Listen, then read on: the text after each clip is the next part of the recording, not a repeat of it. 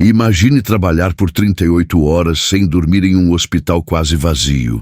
Agora imagine ver algo que não pode ser explicado, algo que desafia a lógica. Isso aconteceu comigo.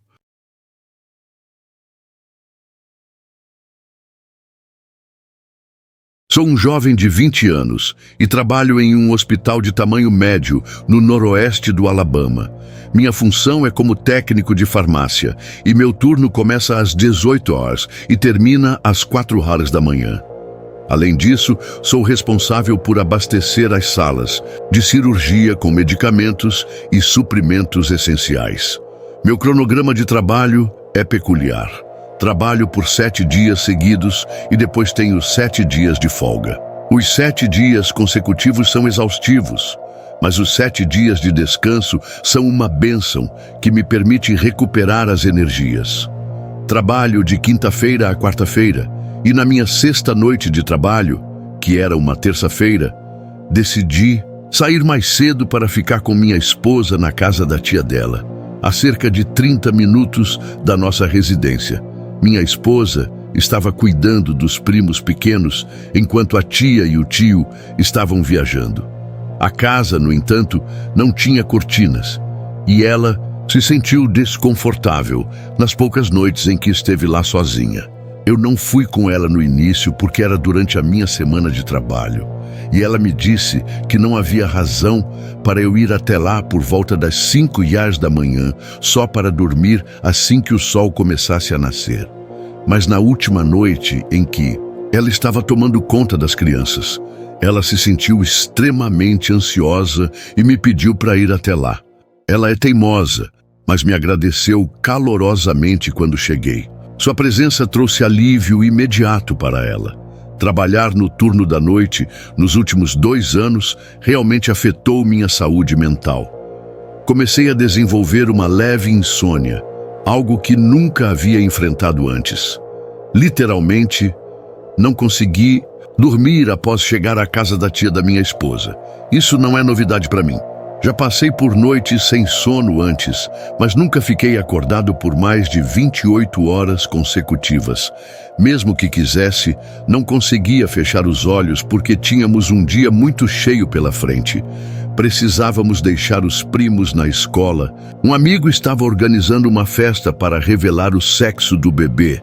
Precisávamos fazer compras porque não havia mantimentos em casa. Afinal, ela estava fora nos últimos 3 dias e eu precisava estar de volta ao trabalho às 18 horas. Acabei cochilando no carro por menos de 10 minutos enquanto minha esposa dirigia. Estava realmente sentindo aquela onda de sono me dominar, mas logo me forcei a despertar completamente. Assim que cheguei ao trabalho, tomei uma Red Bull enorme e outra bebida energética para me manter alerta. Minha esposa me levou ao hospital e voltou para me buscar, já que meus freios precisavam ser trocados e eu não estava dirigindo meu carro. Além disso, nenhum de nós confiava em mim para dirigir o carro dela após mais de 24 horas sem dormir. Era noite de quarta-feira e eu estava acordado desde cerca de 14h da tarde de terça-feira. Meu turno começou bem. Se eu conseguisse me manter ocupado, aquela sensação de cansaço não me afetaria tanto.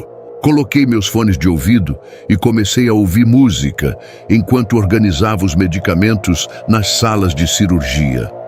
Era uma noite de semana, então ainda havia algumas cirurgias tardias terminando, e a equipe de limpeza estava limpando algumas salas de operação que tinham sido usadas. Não é incomum que o pessoal da cirurgia entre na sala onde eu estava para pegar algo que pode estar em falta na sala que estão usando.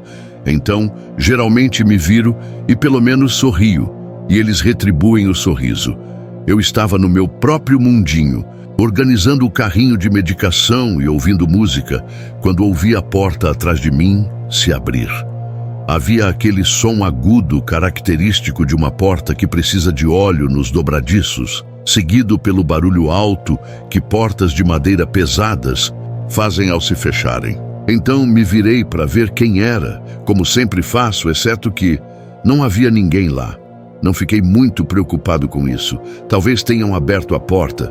me viram ali e decidiram ir para outra sala. Voltei ao que estava fazendo, tentando ignorar o incidente. Enquanto empurrava meu carrinho para a próxima sala, notei que a luz dessa sala estava desligada. Abri a porta e juro que vi alguém curvado sobre o carrinho de descarte de materiais perfurocortantes.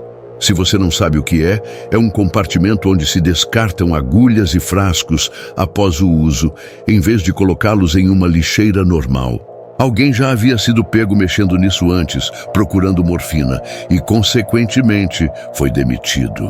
Liguei a luz, planejando perguntar o que estavam fazendo, mas quando acendi a luz, não havia ninguém lá. Agora, comecei a ficar realmente assustado. Eu não sabia o intervalo de tempo em que as alucinações poderiam começar após mais de 24 horas sem dormir. Então só disse a mim mesmo que provavelmente estava vendo coisas. Precisava relaxar. Terminei de organizar as salas de cirurgia sem mais incidentes e voltei para a farmácia. Às 2 da manhã, todas as noites, temos que entregar medicamentos específicos para os pacientes na estação de enfermagem. Vou usar o 5º andar como exemplo de como os andares são organizados, mas cada número do andar corresponde ao andar em que estão localizados. Há 3 elevadores no meio do andar. Se você for à esquerda ao sair do elevador, ao lado 5B100, e 5.200, e se for à direita, ao lado 5.400 e 5.500. Há 2 alas em cada lado, então há quartos numerados de 5.105 a 5.115, e a outra ala tem quartos de 5.201 a 5.215. Cada andar é organizado exatamente da mesma forma, então cada ala tem 15 quartos em cada lado. Para encurtar os nomes dos andares, vou me referir a eles como 51, 52 e 54, 55. Recentemente, o 5º andar, especificamente o lado 54, 55, estava passando por reformas.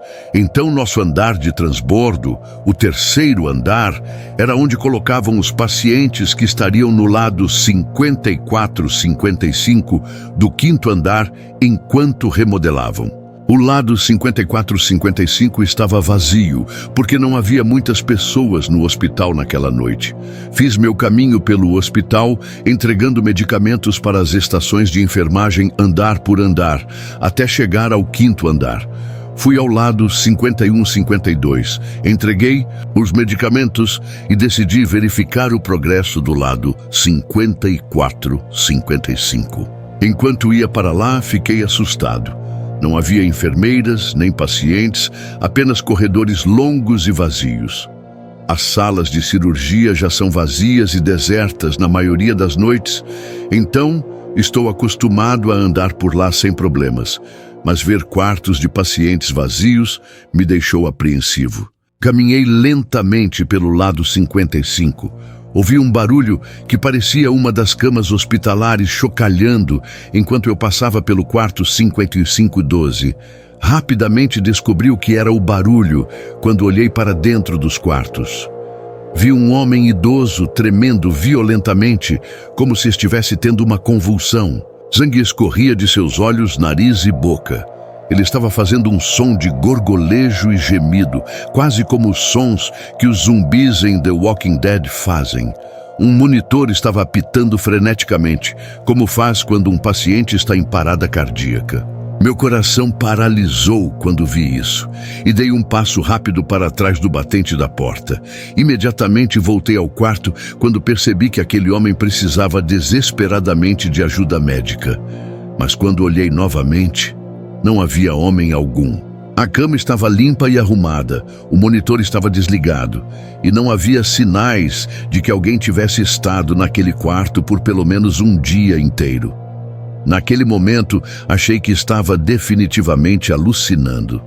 Rapidamente, voltei para os elevadores e desci para o 1º andar onde fica a farmácia. Quando as portas do elevador se abriram, um homem idoso, vestindo uma camisa de segurança e um crachá do hospital, entrou no elevador. Ele deu um tapinha no meu ombro ao passar por mim. Era o mesmo homem que eu tinha visto momentos antes, tendo uma convulsão e fazendo aqueles sons de zumbi.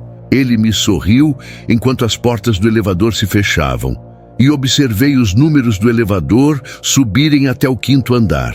Não apertei o botão para o elevador voltar a descer, mas o mesmo elevador voltou ao 1º andar e se abriu. Não havia ninguém no elevador.